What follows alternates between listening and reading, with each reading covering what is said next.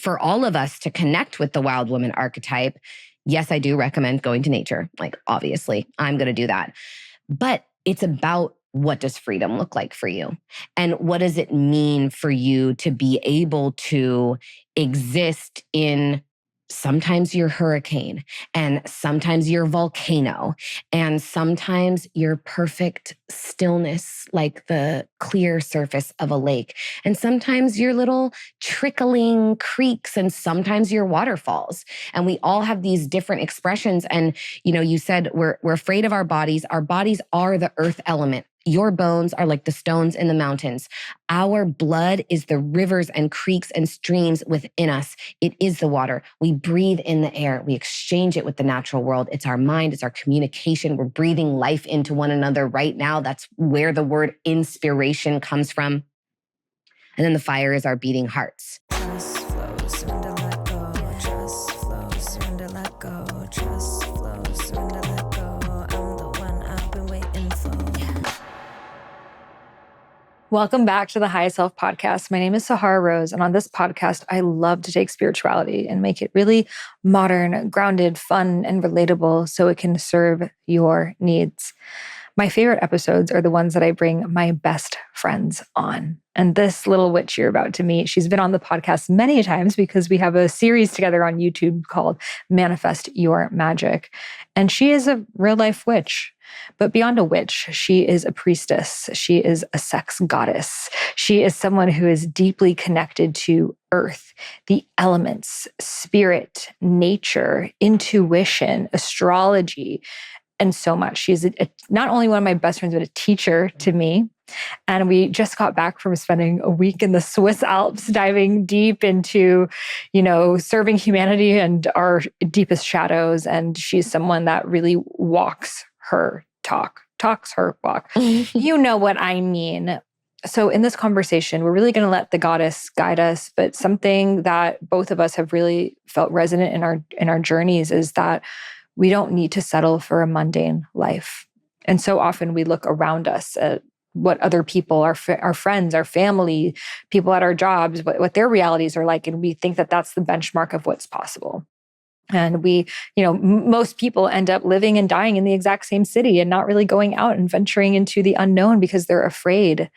So Mia is such a stand for creating your most magical life, for trusting the unknown, and for venturing into it like wholeheartedly and being so amazed by the gifts that the goddess gives you along the way. And before we get into this conversation, I would love if you would hit subscribe on this podcast. This is the best way for you to stay tuned on future episodes, and it helps raise the vibration of the planet. So wherever you're listening to this podcast, hit subscribe and we'll keep the good juju flowing. So without further ado, let's welcome Mia Magik on the High Self Podcast. Welcome back, sweetie. Thank you, honey. So nice to be here. So I've asked you this before, so I'm going to ask you a different question. What makes you your most magical self? For me, my magic, as you said, does come from the earth, and it comes from embodying the true, abundant, and regenerative nature of our planet and of the elements. Sometimes you need the stable foundational structure of the mountains, and sometimes you need to surrender and trust and flow in the element of the water and be a little bit more adaptable. And sometimes we need to be in the higher mind and in our thoughts and our visions and our creations. And sometimes we need to take action, and we need to be fiery, and we need to be direct and assertive and stand up and fight for what we believe in and what we know to be right, whether for ourselves or for the world. And so what makes me my most magical self is my devotion to the earth and being able to be an alchemical union of those elements within myself and do my best to speak on their behalf. And you so deeply embody that. And I learned so much through you of the way that you revere earth so deeply. Like anywhere you go, you're like, I need to jump into this freezing cold Swiss Alp lake. I'm like, I would literally rather die, but like, bless. And, and the way that you commune with nature, like you ask the stars for guidance and you're in constant conversation. So I feel a lot of people right now are energetically going through a time of a lot of shift, a lot of uncertainty, a lot of unknown. And often as women, we ask our friends what to do. And, you go on Instagram, you Google things, you look things up. How can we start asking our intuition, which is the name of your new book? How do we start working with our intuition for this guidance? Well, it really does come from a myriad of forms and our unique relationship to the divine, right? Is it our higher self? Is it the goddess? Is it the earth? And I love to just give people permission to use nature to find out what your true north or what your North Star is in your life. And so for me, the best thing to do, which is why I get into the freezing cold alpine lakes and creeks and streams, is because I'm always met when I go out into nature, I'm always met with both support and nourishment and something that stretches me and something that pushes my edges. As women, we are often taught not to get dirty or not to be too wild, or that if we go out into nature, part of the witch wound is being caught out in nature, someone is going to come and get us, or someone is going to take us, punish us, hurt and harm us for being out in nature. And so for me, and I still experience that, it being my favorite place and my most healing, recharging station for my spirit. And I still have to overcome that voice that someone's going to come out and get me when I go to the place that is the most regenerative and healing for me. And so I believe that anytime we can get a little bit outside of the city, you live right here over the beach, just taking the moments where the negative ions, the Earth's electromagnetic frequency, the soundscape is natural and is of the earth, we can then release some of those distractions and some of those other noises that prevent us from hearing what our own inner voice sounds like, and just quiet the chatter of our minds and being able to really hear that voice that is the spirit that animates us all. It is that element that unites not only us humans, but us with the natural world and the planet herself and the entire universe and cosmos. But also there is an opportunity for us to work with the elements or whatever it is inside of us that feels afraid, that feels like limited or disconnected. And if we strive to connect and do our best to really get outside of just our normal habituated patterns and what we think is just how it's supposed to be, that's actually one of the ways, and I, really watched you embody that so much this year, is once you make one shift, one change to your actions, to the way that you show up in your life, that shift often allows you to have a clearer channel and direct access to that intuition, and gives you just a beautiful opportunity to then receive an invitation that can shift the entire trajectory of your life and bring you greater blessings and magic than you ever thought possible. Because you're listening to this podcast, I'm going to make a quick assumption about you. Your friends come to you for advice. Whenever you're at a party, someone corners you at the side of the snack table and starts telling you all of their childhood traumas.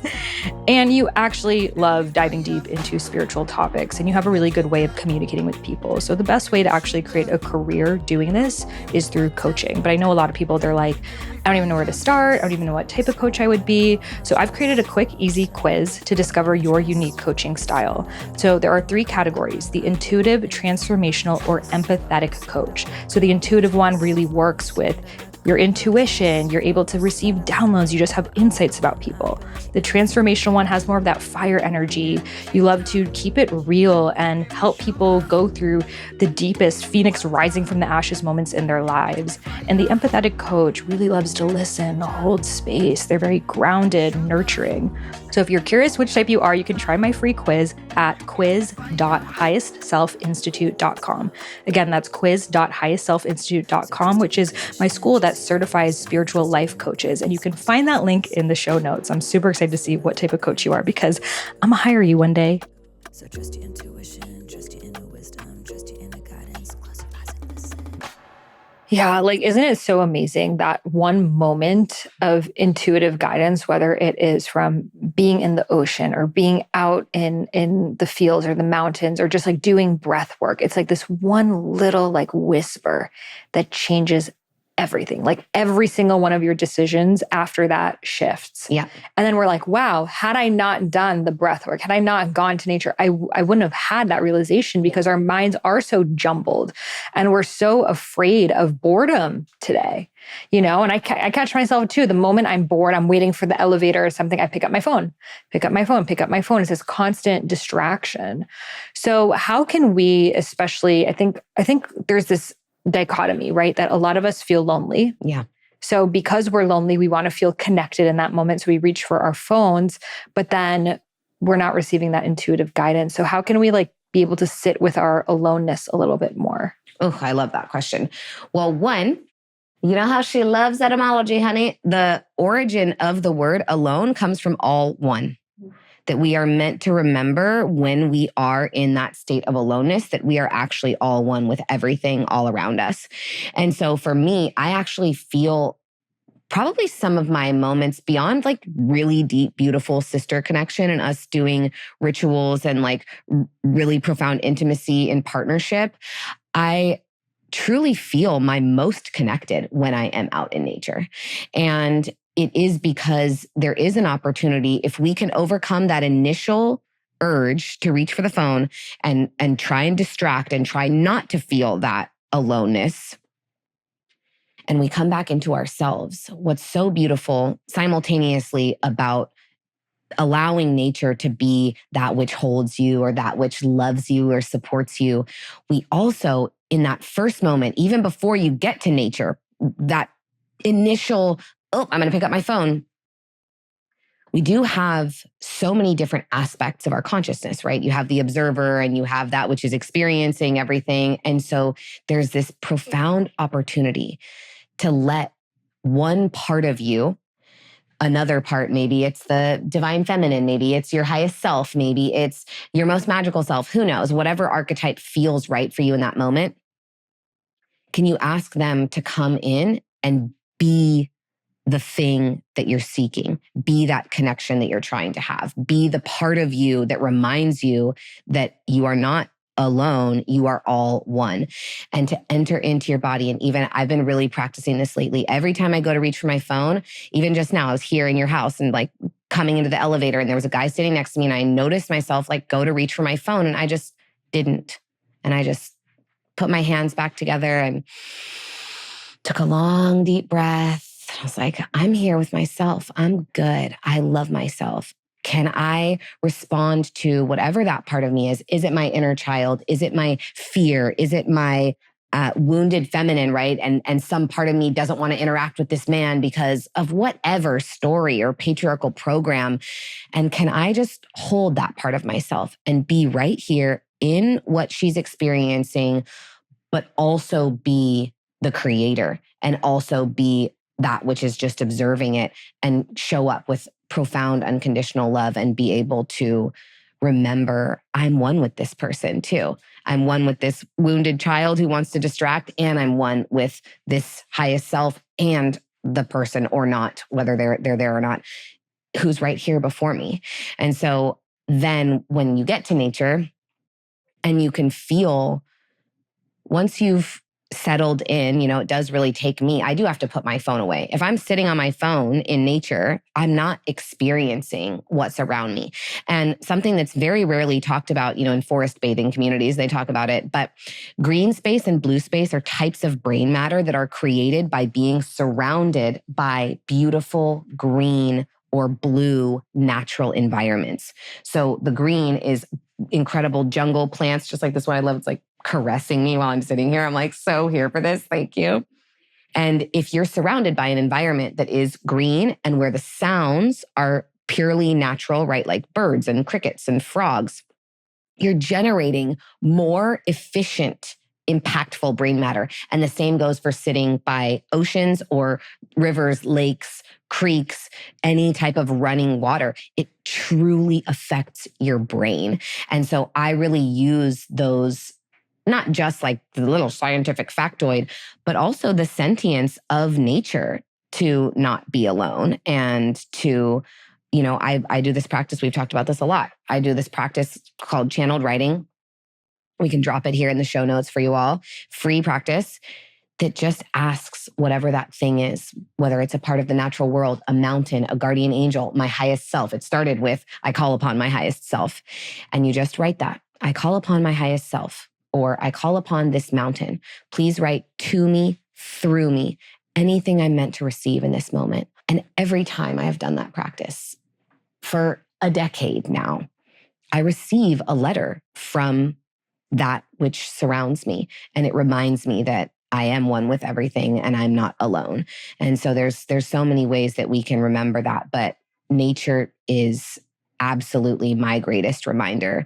And it can feel like, oh, I'm the only person here, but look at all these birds and all these trees and all the mushrooms that I know are down beneath me in the mycelial network, allowing them all to communicate. And that remembrance is deeply supportive to our nervous systems as human beings, and also can really help us counteract some of those modern afflictions like loneliness. That's so beautiful. And yeah, I think there's like this deep fear of like being out in nature alone. Yeah. And like this fear of, what if like a natural disaster happens? What if someone gets me? I remember you and I last June, we were in Austin. It was on your birthday, and we like went out into nature, and we were like topless, and we were like doing our thing. But we were like, and so it was someone like hundreds of yards away. Yeah. We were like, can he see us topless? And it was like that fear moment, Yeah. right? Mm-hmm. So how can we? And a lot of people, and especially women, have never been in nature by themselves ever. How can we start to like overcome this like deep, like where is this deep fear coming from?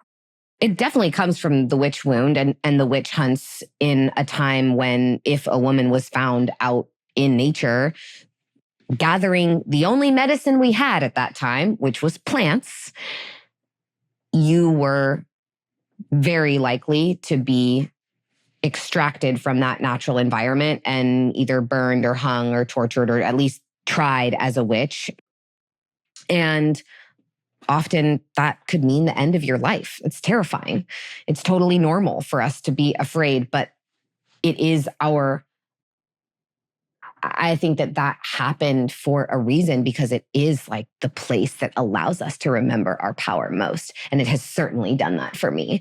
And even last night, it's the full moon, I went out and did a long hike in the moonlight, and every little it's birds and bunnies and whatever hanging out in the bushes outside. And I still felt myself like, and so for me, it's really a deprogramming of the fear. It is a willingness to meet the resistance and to be courageous. And sometimes those moments are harder than others. And it is a deep commitment to understanding the difference between actual fear that is trying to support you and trying to save your life, and the kind of fear that is just coming from your mind. And that is hard to determine, but if you can really practice that, and that's what, like we did in that moment, right? It was like, we're good. And I did. I was like, okay, planning our escape routes and like, how can we get away if we need to? And like, what are we going to do?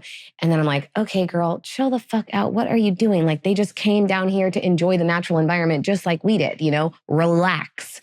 And so often I do have to communicate with myself in that way, but it's a totally normal fear, because it really was unsafe for us to be in the place that was once our most safe and our most nourishing. And so we do have to really transform that experience, and it takes healing, and it takes those breathwork moments and those choices. And also, you used the word decision earlier. And when you look at decide, it's like homicide, genocide.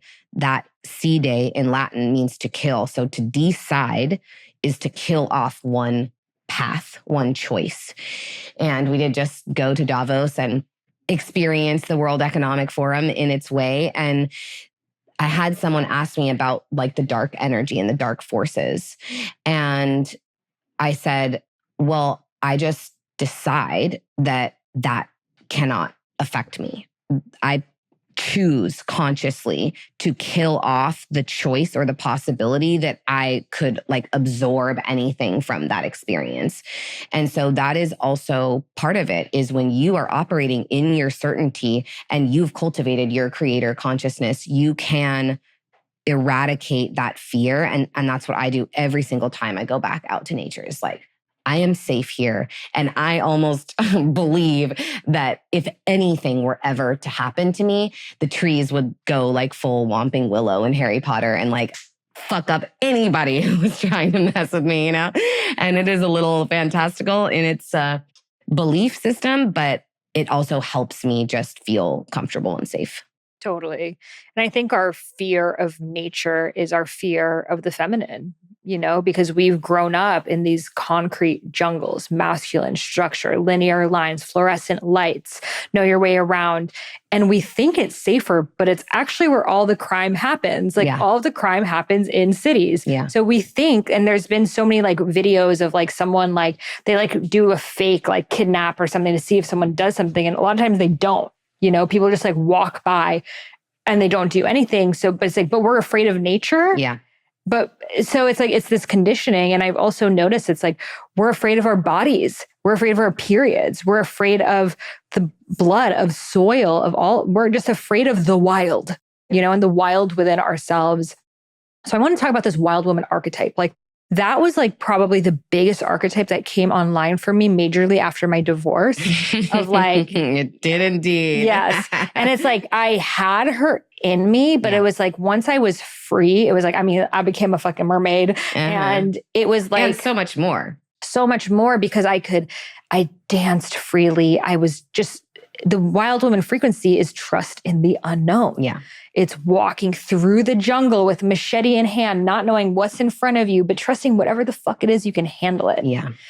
How can we get more in touch with that raw, primal, wild woman nature inside of ourselves? I'm just imagining you like beneath the waterfall, just basking in the waterfall, like pouring, cascading down upon you. And I was like, oh my goddess, who is this version of Sahara? I'm obsessed with her. Oh, we can tell them the story. This is a safe space. Okay, so. well, yes. So on my birthday, we went out to these waterfalls, and yes, Sahara is Persian and has like dealt with in the last year so incredibly, like just so in awe of you. And you know, I've told you that plenty off camera before, but was a little more reserved. And, you know, she'd come to some of our sex magic rituals and some of the crazy shit that we like to do, us wild women, and, you know, sit and be proper and like participate and support, but never like fully engage.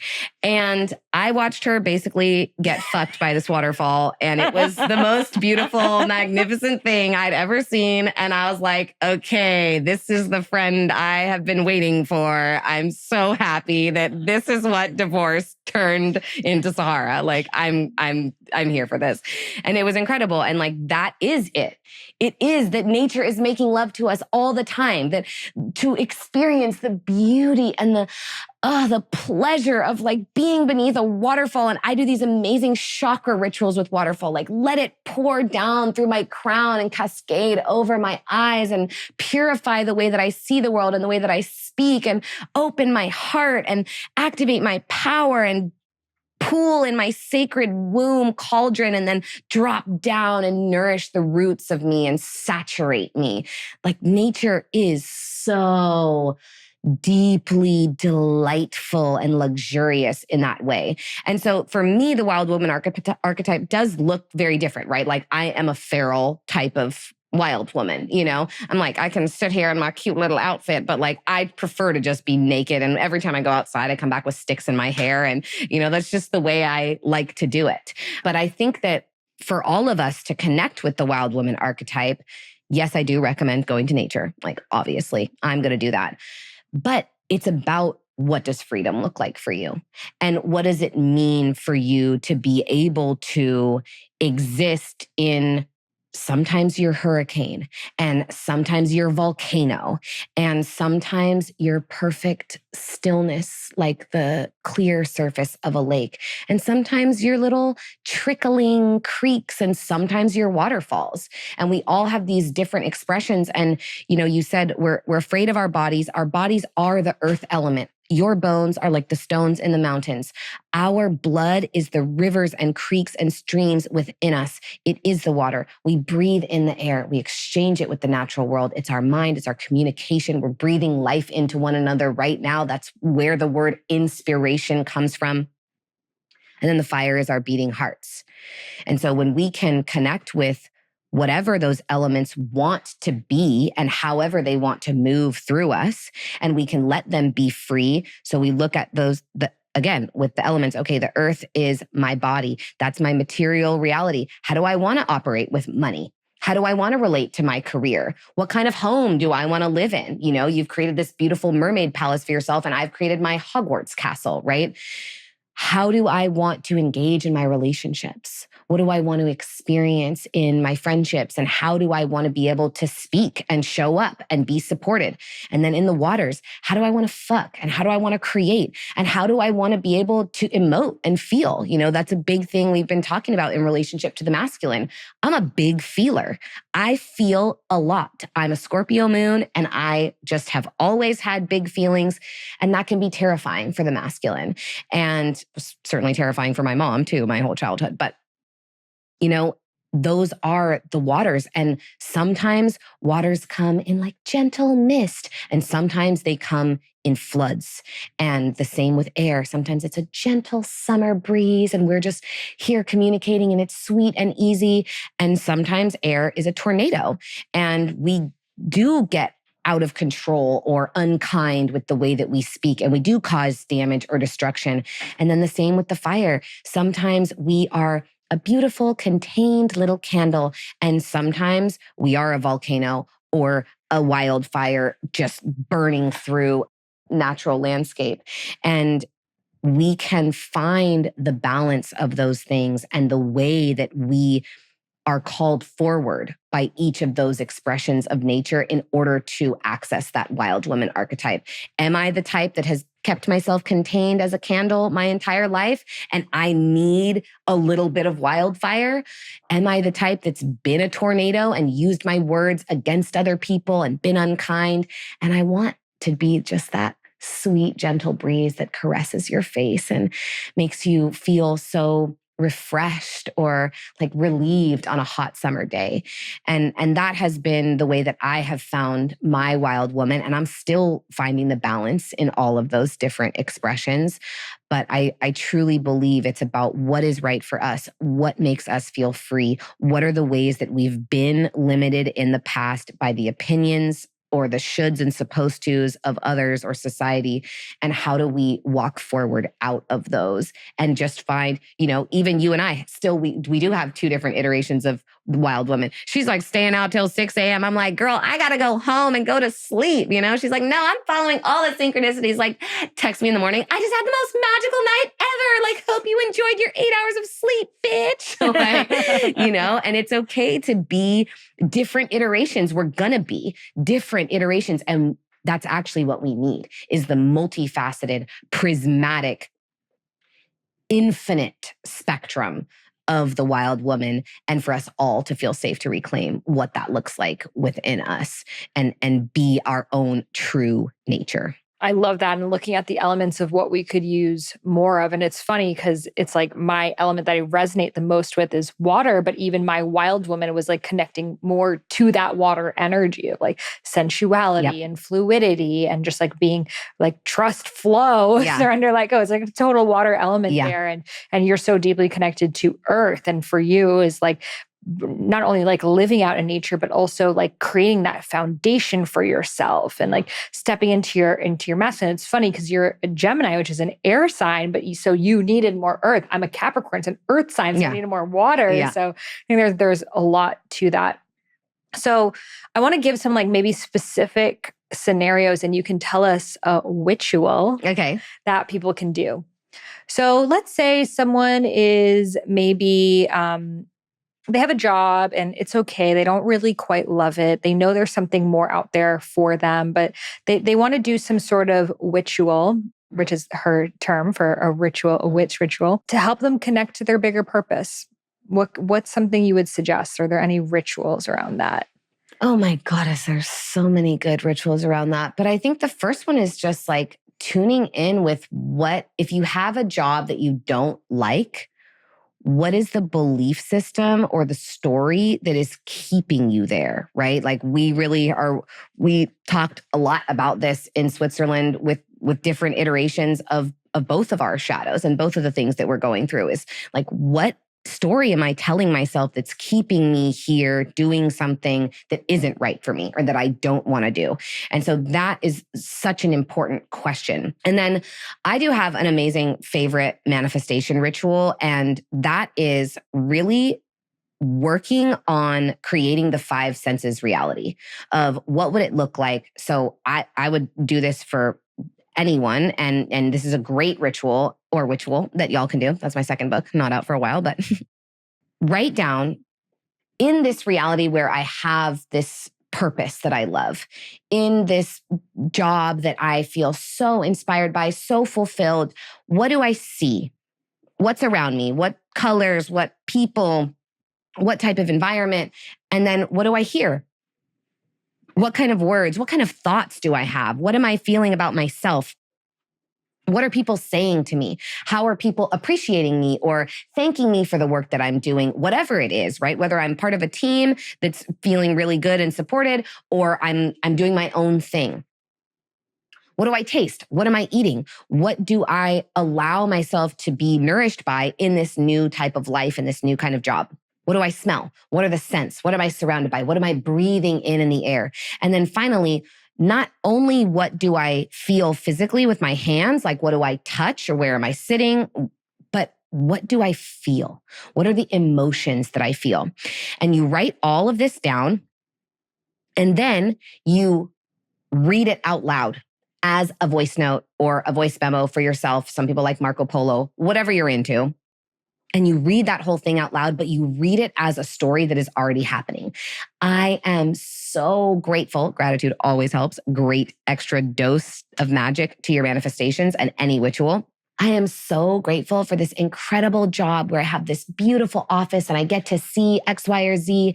And I love going out with my coworkers where we eat this beautiful, healthy food, or because we're working on a farm together and I'm pulling the vegetables out of the ground myself and I can smell the fresh earth or the beautiful salty sea air because I have an ocean view, whatever you're into. And you read that out loud to yourself and then listen to that meditation as often as you want or as often as you can, and really program yourself. Using your own voice is also super powerful for people because we are literally allowing our subconscious to believe that it is already happening and that we're speaking that as if it's occurring in our lives already. And that five senses reality creates an immersive scene in your mind and allows you to really generate the imagination. And our imagination is so powerful that this job, that this scenario, that this experience is already happening. And I did this practice with a client of mine. And the next day she went into her job. She had wanted to feel different in her job. And we did the whole process of it. And she went in and she actually just got a $35,000 raise. And just having that made her feel more appreciated, made her feel more valued as part of the team, made her feel safer in the experience. And she was like, I didn't want to quit my job. I just wanted to feel these different things. And so that's a really, really great, simple ritual to do that's super powerful and effective. I love that because ultimately the reason why we want to manifest that thing is how it's going to make us feel, And I think that sometimes we think whether it's like, oh, I want more freedom. So like, I must become an entrepreneur. But it's like, but maybe being an entrepreneur would not have given you more freedom. Maybe more freedom is you asking to work from home, maybe more freedom is just like freedom within yourself to dress how you want, or even with like relationships. It's like, we think we want the relationship, but maybe what we really want is to feel chosen. Can we choose ourselves? We want to feel important. Can we feel that for ourselves? So, okay, what is a good ritual you have for calling in your partner? I would say that the most important ritual for calling in your partner is really actualizing the things. I don't think that it's about having to love yourself first. I was just talking about this with our sister Krista earlier, that you don't have to necessarily love yourself in order to manifest partnership. But what I did that I felt was really important is that I made sure that the things that I expected to get from someone else, I had, or I was capable of giving to myself. Doesn't mean I have to love myself wholly and like accept every single part of myself and feel just like I'm totally whole and complete in order to attract a partner. But I wanted to have the kinds of masculine structure that I expected a man to have. And then some of the like other really great, easy, amazing ways of manifesting partnership in your home is decorating your home in a way that you would feel proud to show them and to really have your space set up where at any moment they could come in and feel welcome, right? They've got a nightstand, they've got a drawer, they've got a sink, or at least like a side of the sink that is open for them, that is available, that's accessible to them. And there's like so many different practices, but the part that was most impactful for me in calling in a masculine partner was really working on the sides of my masculine that I just didn't have together. I was lost. I didn't have, like you said, that earth, that structure, that discipline. I didn't have any of that. And as I started to build those structures for myself, that was then when I manifested a man into my life. And as we were just talking about, he has taught me so much about structure and so much about discipline and so much about entrepreneurship and devotion to mission in a way that is really productive.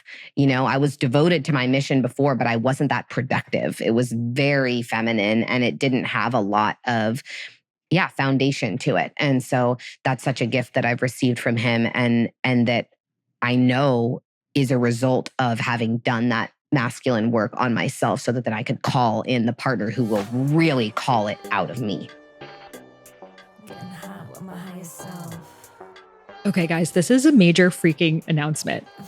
So last year, I had this vision of creating a music festival. And again, I actually shared it at my Highest Self weekend event last year. And I was like, one day I'm going to create this music festival. It's going to be like dancing and drumming and spiritual and cultural experiences. Think like Trinidadian carnival outfits and Bhangra drummers. And everyone is just like jamming out in their hearts. Like one day I'm going to make this happen. And guys, the day has come.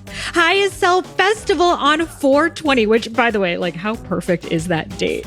So if you're ready to tune into your innate joy, unleash your full expression, and connect with other incredible people who listen to this podcast, who want to wild out, be free, shake your ass for your ancestors, and just have so much from them, the Highest Self Festival is for you. So it's on 4/20 in Austin.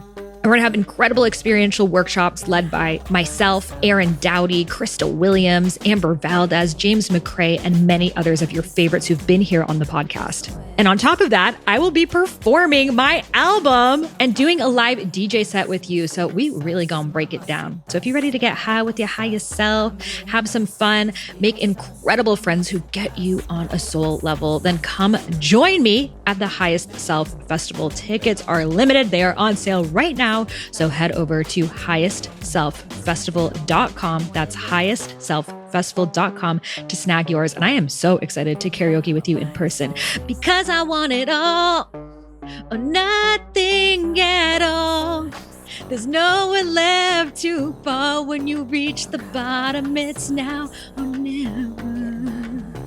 Okay, shout out to you if you know that song. Come sing along with me at the Highest Self Festival. You can find that link in the show notes, and I am so excited to see you there. You better dress sparkly.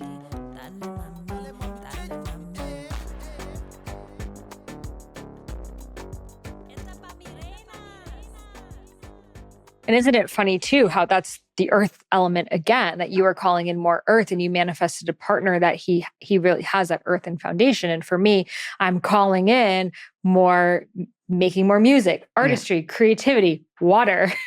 And that's who I'm attracted to always, people who are like very creative. So it's so funny how that the elemental piece comes back in because that's our work. And do you think we even have like maybe like soul contracts? Like this lifetime for you is like to learn to master earth. This lifetime for me is to learn to master water. Oh my God, I love that. I mean, yeah, that would make perfect sense for us too. Yeah.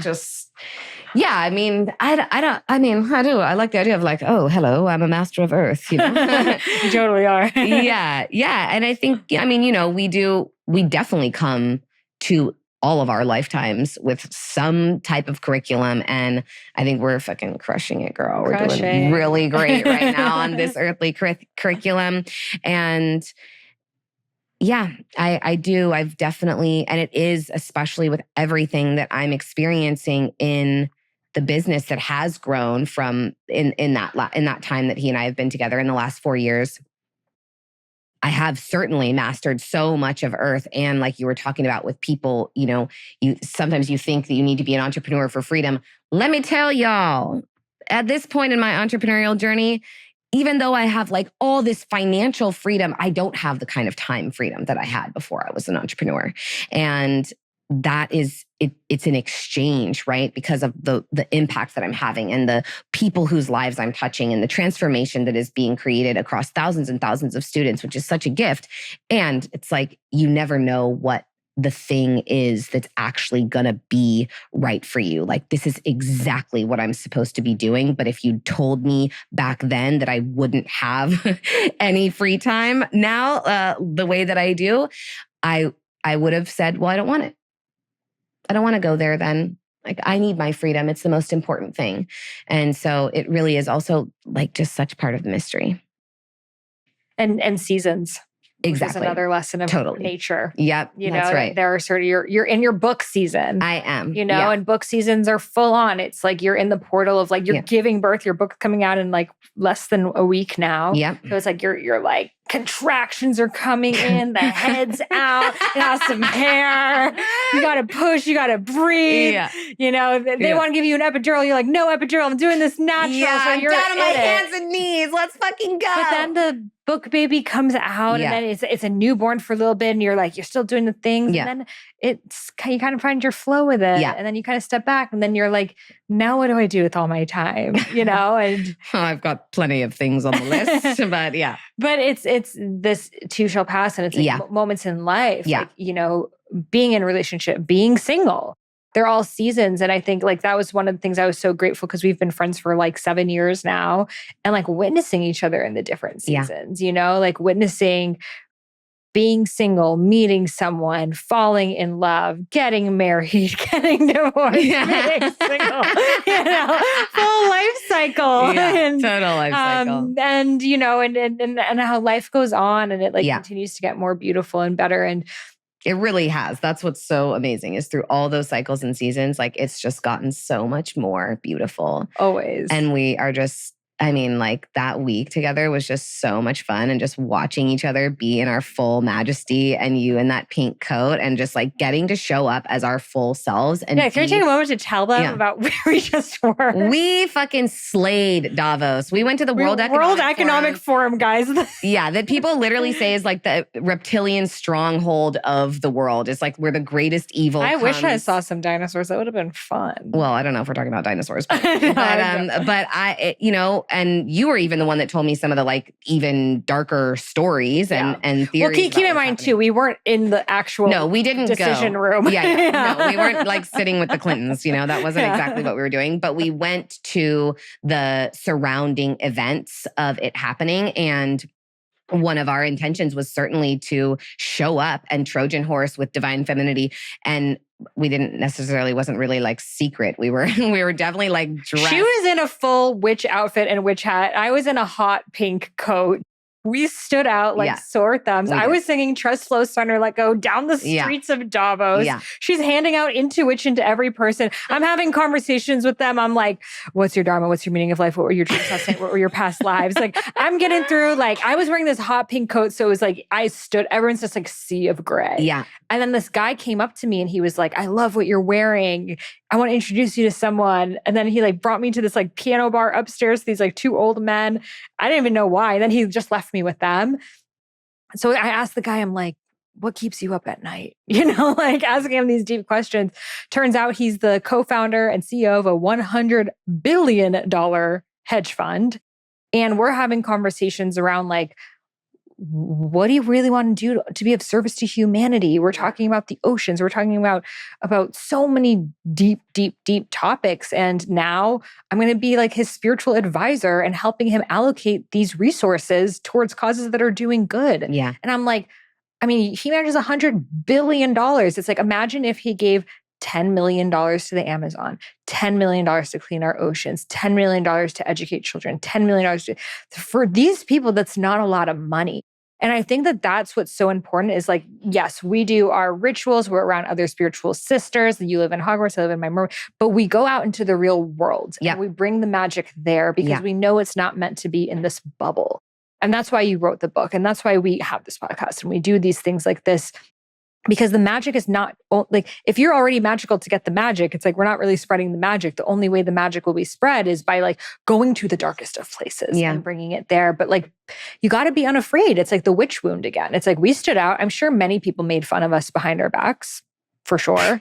God bless them. They're lost. You're welcome. We would have been the coolest people you talked to there. Right. But it's like we stood out. And I think a lot of people, they talk about being moonshot, which is like their freaking buzzword these days, like shoot for the moon. It's like, if you want to shoot for the moon, you have to take a risk. Yeah. And a risk is being unliked. Yeah. And I think it's that old witch wound, which you talk about of like, if people don't like me, I won't be safe. So can you speak a little bit about how this witch wound shows up in people pleasing?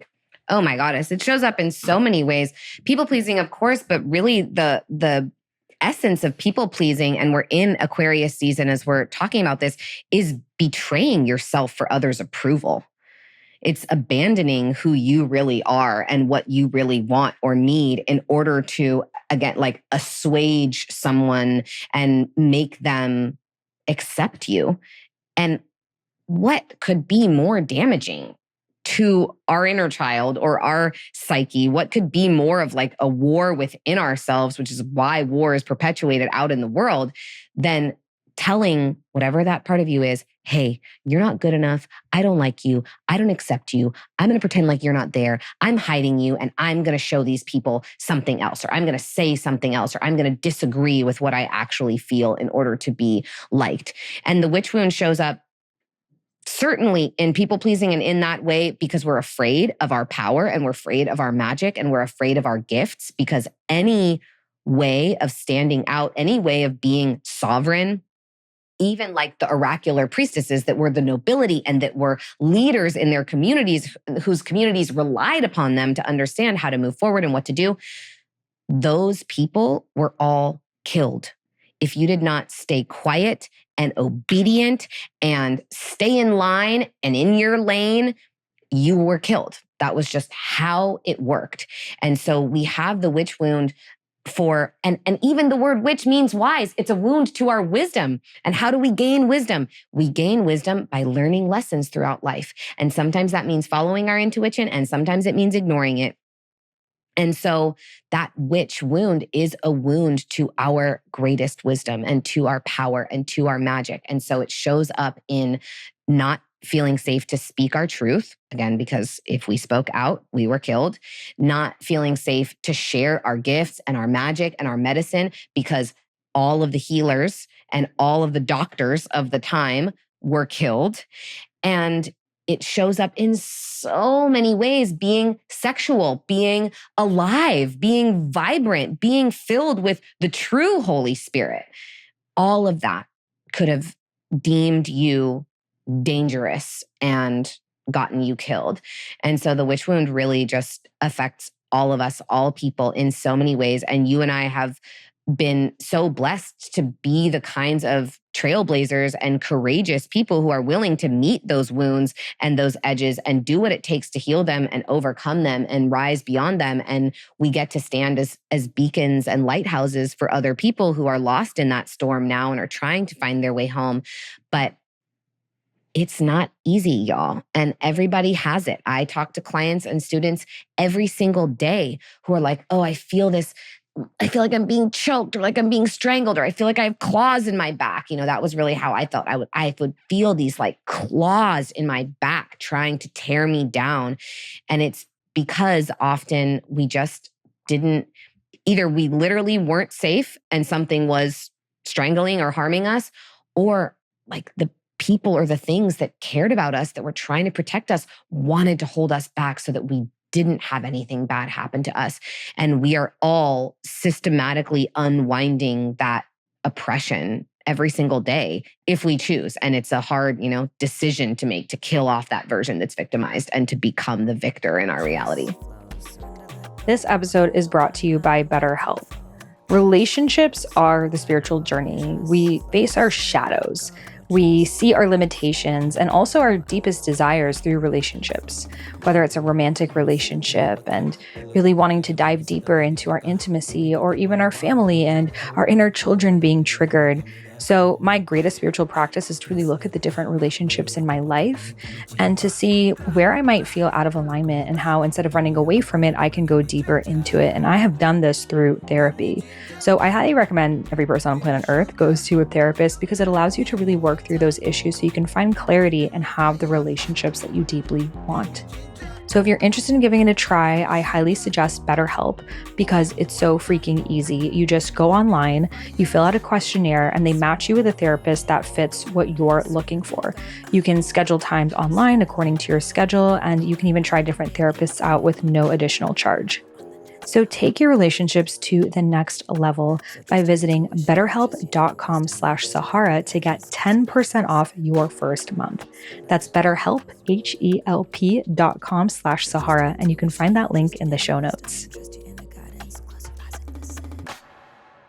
It's interesting how you mentioned that feeling of being like choked and strangled, because I know a lot of people who have the throat chakra blockage feel that, the feeling of feeling clawed. For me, it's always groups of people coming against me. So like I had this experience that I've had multiple experiences of being canceled online.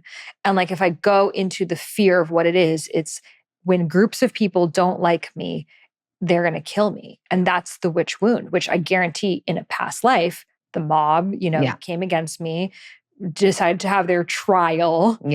And burned me at the stake or smushed me, or all of the different tactics that they would. No, seriously, Smushing was a serious tactic. It really was. Yeah. Because they would say, oh, if she is a witch, we're going to put this like 1,000-pound stone on her. And if she's a witch, it's not going to kill her. But if it kills her, then we know she was human. Well, it's too late. Or I'm dead both ways. Yeah, or they would tie up your arms and legs and then throw you off the cliff, because if she's a witch, she's going to fly away. And if she drowns, she's human. It's like, it's like all these crazy things. And I mean, it still actually happens. Yeah. And one of those was the iron chair. And they would literally vaginally mutilate people with something called the pear of anguish, which was a hot fire poker that they would put into a fire and then inside of your body, and it opened like this, and then they would rip it out. And then they would take you bleeding and wounded and sit you down on an iron chair and say, oh, look, she's screaming. Witches can't touch iron, and blame you for that, despite the massive gaping wound that's hidden behind your large or underneath your large skirts. So yeah, it happened a lot of ways, and it was really an atrocious time. And, that is why it takes so much courage to be doing what we're doing, and why I'm so fucking grateful I get to walk by women like you, and that we get to just like roll through crazy places that are literally filled with the witch hunters, being our full selves and being who we truly are. And it's, man, like I would not be doing anything else. It's so funny because now I'm just having this realization of my biggest wound was groups of people not liking me. And then here I just was at Davos, that thought didn't even come to mind. I was like, of course I'm going to be wearing the hot pink, legally blonde, everything outfit and talking to every single person about what their past lives and dreams, and why wouldn't I? And it so just shows how that we really can overcome those wounds. Whereas kind of my edge right now with the witch wound is in dating and relationship. Of if I'm my full magical self, I will be too much for a man and I'll be single forever, which is like totally coming from my lineage of powerful woman, spiritual woman, were deemed as unmarriageable. And instead you had to be kind of bland and, serving of your husband, because God forbid she's in her full power. And I even witnessed myself this year on my single journey of like ways that I would like limit my expression a little bit if there was someone I was talking to and he was on my Instagram, or I would block my stories from the person because I wouldn't want them to see my stories. And I was just like, why would I be in a relationship with someone who I can't post like I post weird things on my stories, but it's like, that's who I am, Yeah. you know? If someone can't take you in your raccoon, they don't get you in your mermaid. Exactly. If you don't watch Love on the Spectrum, then you're not for me. Like, you know? Sorry. Yeah. So what advice do you have for someone who maybe right now it's like, okay, someone who feels like if I'm my full magical self, I'll never find a man who accepts all of me? I'm going to use a quote that my coach, Melanie Wild, gave to me. And she was like, how could the mother not create a perfect match for you? How could she not do that? Like, can you believe that she wouldn't? That someone who devotes themselves to being all of who they are and is wild and is, or wild in their way, right? Like free, but doing the work and striving for that dharmic fulfillment. How? In what universe would the creative force of all existence not want to create a match or a union for that level of personal devotion? Like, of course, she would want to bring something that mirrors and synergizes with that energy. And that has definitely been a really beautiful, empowering statement for me because like, yes, I told you, you know, this was one of the things, like when I was manifesting Bear, I would say to myself, if I exist, he exists. If I exist, he exists. And I exist. And I really just like had even just such a beautiful moment with myself today where I was like, I fucking love who I am. I love being this version of myself. Do I still put my foot in my mouth sometimes? Yes. Do I fuck up and make mistakes? Do I get too angry or frustrated or short-tempered about things? Or am I impatient? You know, we were freaking out when I couldn't figure out the rental car. I was like hearing all my little inner child wounds and my dad's voice punishing me for making a bad choice. Turned out it was fine. I didn't do a rental car that was a scam. It's okay. I didn't have to punish myself. And you were super grounded and held it down for me in that moment. I still fuck up all the time, but I am fucking obsessed with who I am. I worked so hard to give the little tiny girl inside of me permission to be this queen and to be free in her wild nature, to say what she really thinks and feels, to build the kind of business that I'm proud of and that feels so magical. Life it doesn't just feel magical. It is magical. I watch miracles occur all the time. And that to me is the most devotional thing we can do in the world, is cultivate our own divinity within, all around us, and connected to this infinite life force of creation. And I know, I trust and have so much faith that those of us who are walking that path and doing that work, the mother or God, goddess, universal consciousness, and divine is going to create a match for you, because that is the kind of magic, that is the kind of synergy that creates evolution and transformation and growth and light and beauty, and what I think we all are seeking and what ultimately the universe is also seeking in its existence. And so I know that those people exist, and I know that that is the path that we're all heading on. And sometimes it does take, you know, a year or 3 of celibacy to attract that. And it's okay, because we continue showing ourselves like, you're worth that. Major bars and everything you just said. That was phenomenal. And you're so right. It's like, God, the universe never makes mistakes, you know? And sometimes I think we're so impatient in our society because it's a lot of that air energy through technology. It's like instant and download it, get on your phone, Uber Eats it, it's here. And that's not how nature works. Nature takes its time. It goes slow. There's certain preparation, right? You can't go from winter to summer. You need the spring. You need to plant the seeds. You need to water it. You need to let it grow. You need to have certain things flourish. You didn't have a 7-figure business overnight. You needed to learn how to have a 5-figure business and a 6-figure business and a multiple 6-figure business and hold those levels of things before moving on. And I think that sometimes we are so obsessed with manifesting something, but instead we should look at, can I hold that thing? Because someone can hand you, you know, $1 million check like they do in the lottery, and most people lose it. But you could take away all my money from me today. I will know how to become a millionaire again because it's in me, you know? So I think we just need to trust the process, trust the Flow, goddess. surrender, let go. Yeah. Another song I have is trust the process, Yeah. trust the goddess, trust the unknown. I'm so obsessed with this girl, you guys. It's so crazy. Like how much I fangirl. Literally one of my best friends. Like I am just like, you're so cool. I can't believe. Well, I It's also just want to give a amazing. shout out to that affirmation. I think we should all just say it out loud of I am obsessed with who I am. Like, that's a really good one. Yeah. Just I am obsessed with myself. I'm obsessed with who I am. I'm obsessed with who I've become. And it's like, we should be like, that should, and people are like, oh, you're selfish and oh, you're narcissistic. I'm like, bro, I'm the only one that has me, really. I'm the only one that can do anything for myself fully and wholly and completely. Why would I not be obsessed with myself? It's actually a disservice for me to not be obsessed with myself. I deserve, if nobody else is going to be obsessed with me, like, let me do it for myself. Like, let my little girl feel like we both, in our first podcast together, we talked so much about being bullied as little girls and being cast out and people thinking that we're too much or that our magic is weird or that we're, like ugly or whatever, like too much of anything or not enough of whatever.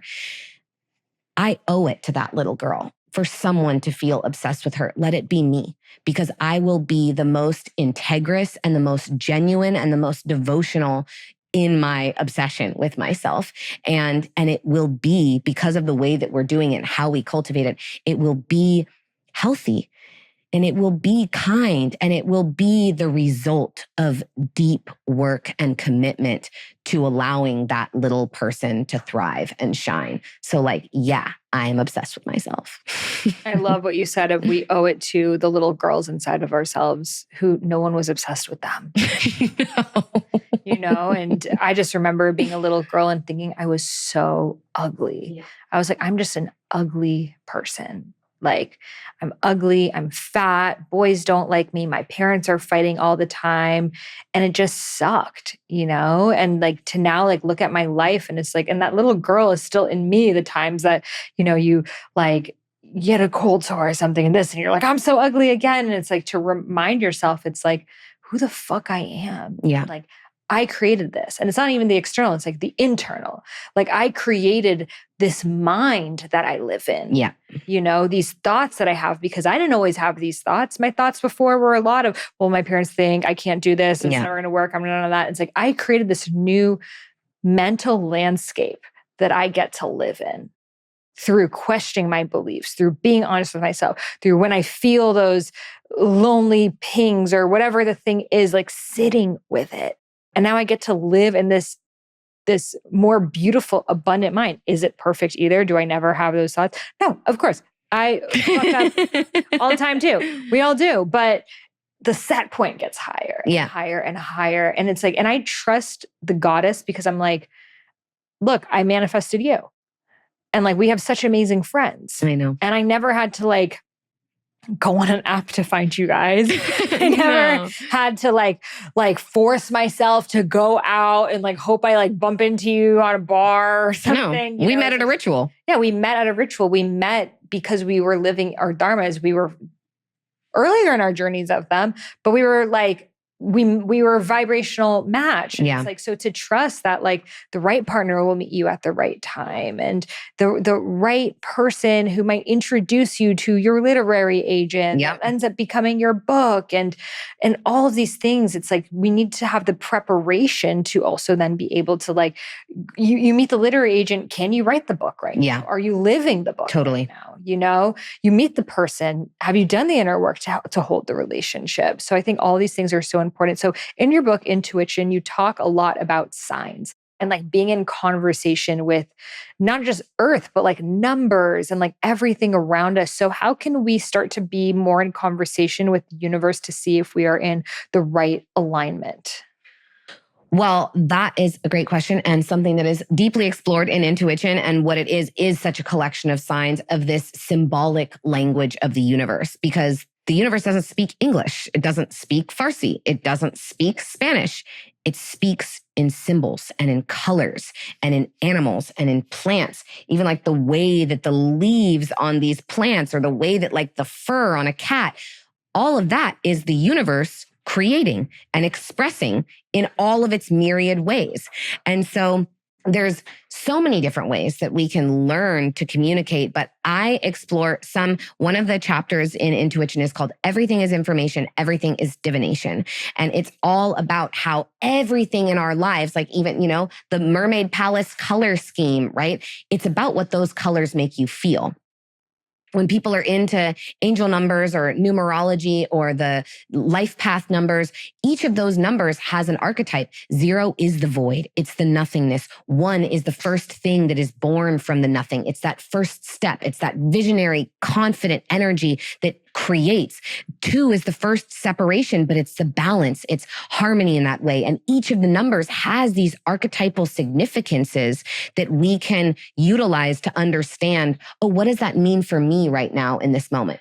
The same with how I've learned or created so much in my life through different shapes of crystals. Like I tell this story all the time, but I made all of these, I made a crystal grid in my bed when I was calling in Bear. And I gridded the left side of my bed with obelisks, I gridded the right side, the masculine side with obelisks, and I gridded the left side with spheres. So the left side's the feminine side. And the first time Bear walked into my house, he goes, "Oh, are those all obelisks?" And I was like, "Yes, as a matter of fact, they are." And he's like, "Oh, that's so cool. I just had a reading the other day and the woman told me that my symbol is an obelisk." Wow. I'm like, cool. That's excellent, bro. And so there are so many ways that because this is how the universe expresses, and this is how the universe understands communication and language, if we use that same language that the universe uses, then we are able to have this reciprocal dialogue with it. And we're able to say, hey, this is something that I want to call in more of, or this is something that I'm clearing out of my life, or this is a totem animal like you with the dolphins that I'm invoking the spirit of into my existence. I'm going to have more play and more fun with my pod in that, literally and figuratively, in that way that the dolphins do. And so Intuition is a beautiful collection of wisdom that has supported me.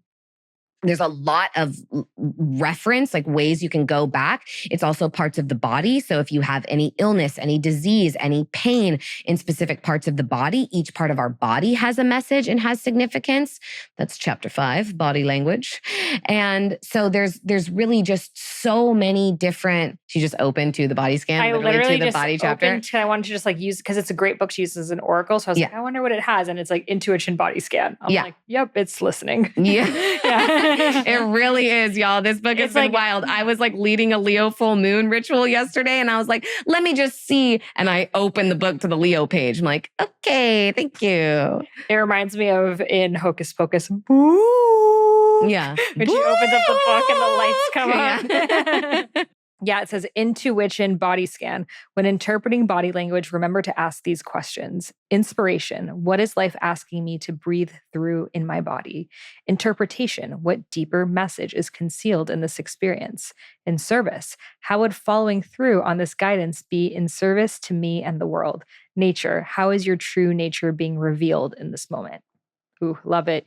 You have so many good, this is just such a good book to just have on your coffee table because there's so many practices. Yeah. There's so much just references of let's say you're I don't know, I keep seeing this number, or I'm really resonating with Scorpio people, or and then you can look up what it means in the book, and it's so helpful. Yeah, it was originally gonna be an oracle deck too, and then we changed. The oracle deck is now a little different, but the book is like an oracle deck in its way too. You can flip to almost any page. Of course, there is a narrative arc that you read, and there's so many stories from my personal life and experiences. But you can really flip. Every single chapter has rituals and practices that you can do at the end. It's a really practical guide to utilizing what a lot of people don't know: the law of correspondence. There's 12 universal laws. One that we're all familiar with is the law of attraction, but the law of correspondence states as above, so below, as within, so without. And Intuition is really a deep exploration of that law of correspondence and how we can utilize that idiom of as above, so below, and as within, so without, to truly communicate with the universe and allow it to then receive what we desire and support us in manifesting it. Because, we really need the universe's support because it's got a much more infinite intelligence than we could ever possibly possess. And so it's been really a profound journey for me of studying this language. And it's so even our something that I mentioned, one of my favorite books of all time is called Alphabet versus the Goddess. And it was this amazing man, a surgeon, the head of surgery, actually at the clinic where I had all of my microsurgery done on my hand when I was in an accident, which the whole story of is in the body language chapter, and how that had significance for me. And Leonard Shlain wrote this book called Alphabet versus the Goddess. And he talks about how when we changed from symbolic pictographic language, the way that a picture of a snake meant snake or a drawing of a bird meant bird, but it could also mean that slithering energy, that connection to the earth, or that flight, that higher perspective. These symbols, the way that we say a picture is worth 1,000 words, these symbols had so much meaning and significance. And when we changed from symbolic, pictographic, or hieroglyphic language into abstract language, which is this symbol means this. And when you put this symbol next to this symbol, next to this symbol, it means this thing. But if you mix up the order of those symbols, it means something completely different. It takes very abstract thinking to even process written language the way that we do now. And so the hemisphere of our brains that we utilized to process our reality shifted. And his theory is that that's when we went from matriarchal and goddess and polytheistic into patriarchal and monotheistic, because we literally changed from using the feminine side of our brains into the masculine side of our brains. And that's actually a funny part of the story for me, and how I really started to learn and understand intuition and the language of the universe, was that I hurt my arm when I was in high school. My left arm, my feminine side, 60% of my arm was ground away in a car accident. And they fixed me with my right side, my latissimus muscle. It's literally called like your sword wielding arm, your right arm, and your sword muscle. That's things that it was referred to back in history. And so my damsel in distress, my wounded feminine, needed my masculine side to come in and protect and provide for her, but thereby wounding the masculine in return. And I watched this like interplay of what my body was telling me. And it was so mind-blowing. And I'd never heard anything like that before. And it all just came to me.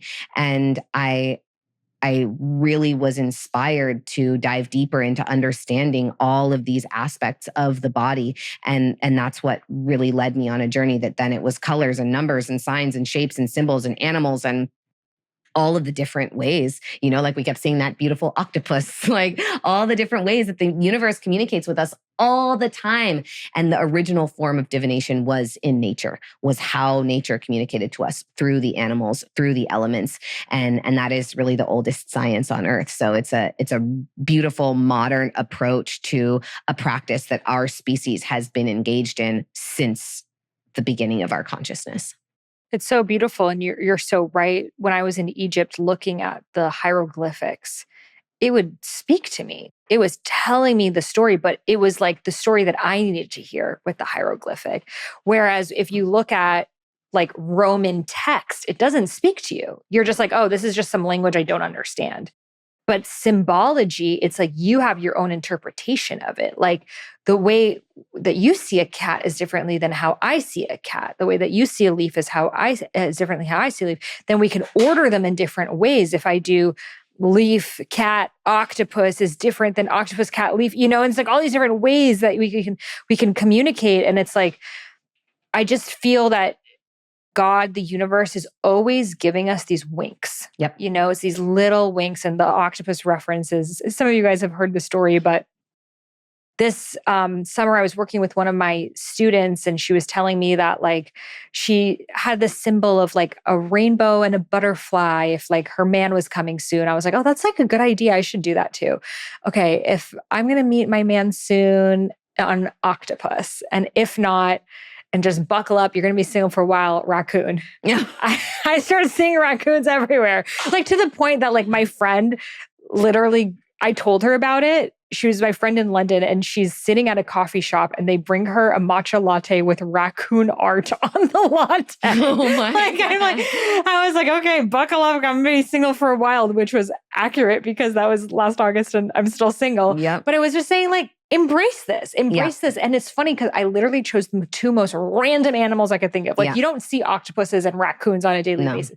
So then I was just, but like there was even something to why did I choose the raccoon? It's a raccoon. It's like kind of mischievous. It's in the dark. It's in the shadows. People are scared of raccoons, you know? People are like, ew, raccoon. They're actually so freaking cute. They're adorable. They're adorable. Wash their they're hands. They're very polite. Oh my God, they're so good with their hands and they're cuddly and they're like chubby and they're like, they like want you to rub their bellies. I'm like obsessed with raccoons now. And it was like me becoming friends with my darkness. You becoming obsessed with yourself and it being fucking amazing. Exactly. Because I'm obsessed with your level of obsession with yourself. Exactly. And so like the raccoons have become like this like totem animal. Yeah. If you follow me on Instagram, you can see I daily post raccoon memes, raccoon videos. I make my own raccoon memes now. Now I'm like, I can't get into a relationship because I'm like so involved with the raccoon. Like I literally have like raccoon shirts. Like I dressed up like a raccoon for Halloween. I was a sexy raccoon. Like even when my place got broken into in London, like they took my jewelry, but they opened my closet. Just a bunch of raccoon paraphilia. Like, this girl's a fucking freak. It's like, we'll take the jewelry, but we'll leave the raccoons. They were like, we're going to leave right now. We're scared of her. Good idea. But then more recently, we're literally driving through the Swiss Alps. Middle Arctic of fucking snow. nowhere. It's just a giant billboard of an octopus. Not even a billboard. It was like a side of a building. And it was like on The our side of the drive building, every single day into Davos. Like it was like wild. octopus. I was like, oh wow. Like and the whole time in London, I wanted to see the octopus because I wanted to meet a British guy. And it was like, no, bitch, you're doing the raccoons. And now I'm like, I love raccoons. It's like octopus. I'm like, no. So it's like, yeah, so I need a raccoonopus. Ooh, that's a weird thing. But that's how it works. And that's what's such a gift about being attuned and aware. Yeah. And being able to listen is like, oh yeah, okay, here's the communication. And you can't force it. You can never force the symbol or the sign to come.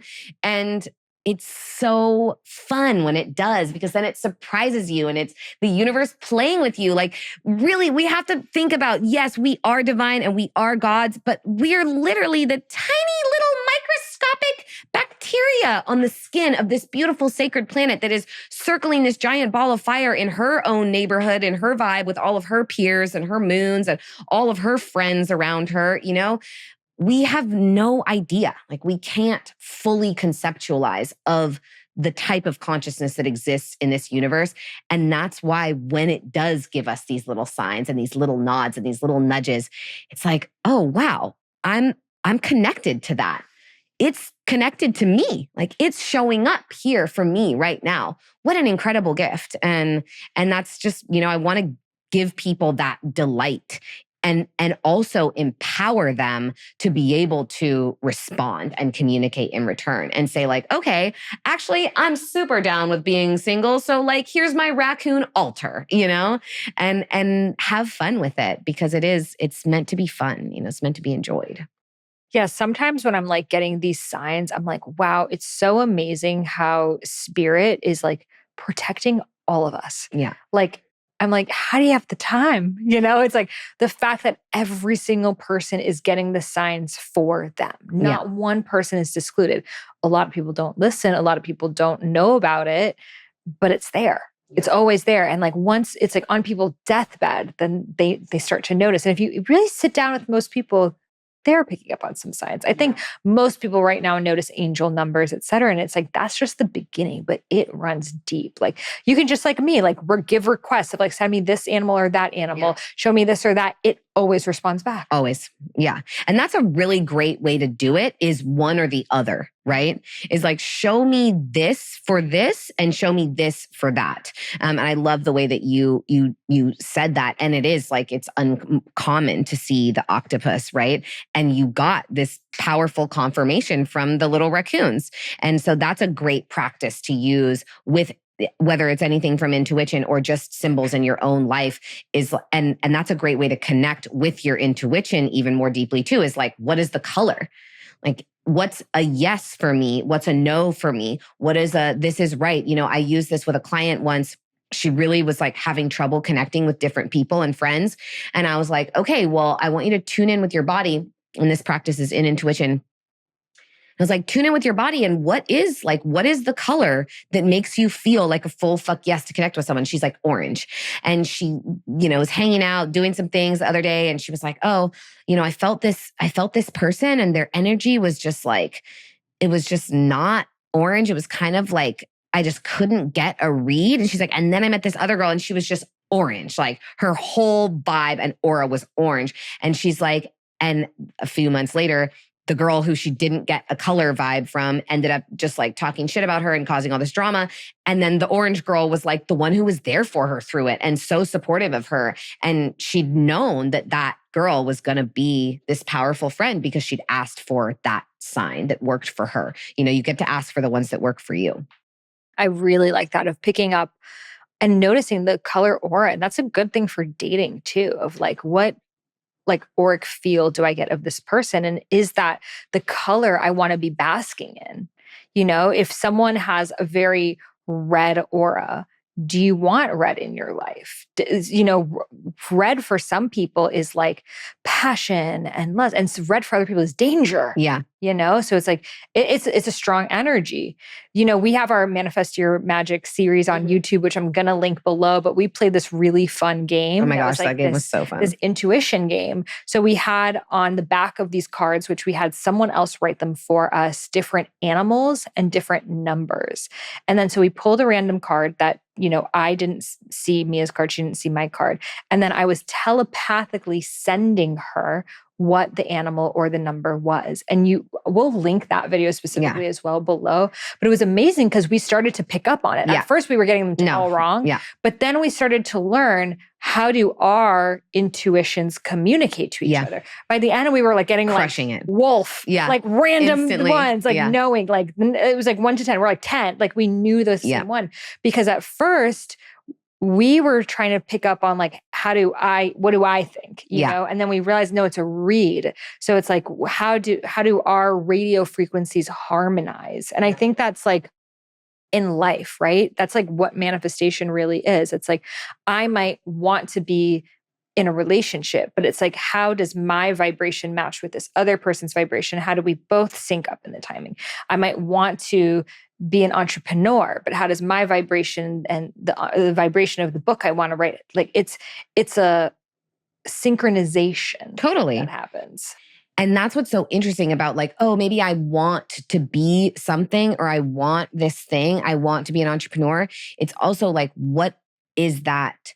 What is preventing me from doing or being that thing? What are the beliefs that I have? And then how can I ask the universe to help me understand what are the blocks in my way? What are the things that are hindering me from receiving or manifesting or attracting that partnership or that relationship? Like that's been such a beautiful thing to watch you do. It's like really processing through all of the past, all of the shit, all of the programs that we receive from our parents and from our past relationships, and knowing that all of those things are pieces that you get to work on in order to then magnetize the kind of partnership that is aligned to the version of you who's worked through those things, rather than continuing to attract the same old patterns again. We also synchronize with ourselves, and again, with our true nature and with our wild side and with our divine essence. And when we do that, it's so much easier to attract whatever it is that we want, because we're also clear and the field